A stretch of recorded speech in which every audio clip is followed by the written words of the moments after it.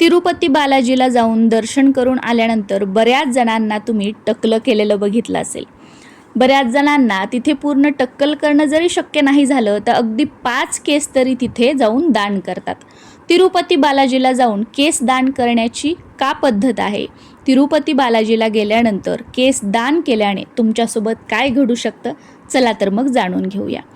पौराणिक कथेनुसार एकेकाळी भगवान बालाजींच्या मूर्तीवर मुंग्यांचे वारूळ तयार झाले होते.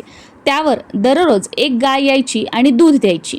हे त्या गायीच्या मालकाला समजल्यावर त्याने क्रोधित होऊन त्या गायीला कुऱ्हाडीने मारले. यामुळे बालाजींच्या डोक्याला जखम झाली आणि त्यांच्या डोक्यावरचे केस गेले. मग भगवान तिरुपतींची आई नीलादेवी यांनी आपल्या डोक्यावरील केस कापून बालाजीच्या डोक्यावर ठेवले.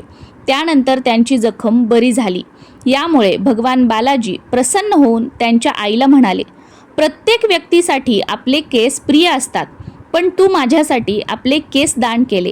यामुळे आजपासून जो कोणी माझ्यासाठी आपल्या केसांचे दान करेल त्याच्या प्रत्येक मनोकामना मी पूर्ण करेल.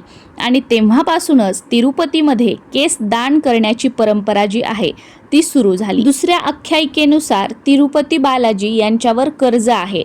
त्यामुळे तिरुपतीमध्ये जाऊन जो कोणी भाविक आपले केस दान करेल तो भगवान बालाजीचे कर्ज कमी करतो अशी मान्यता आहे. यासोबतच जो कोणी केस दान करेल त्याच्यावरील कर्ज सुद्धा कमी होते असं सुद्धा मानतात.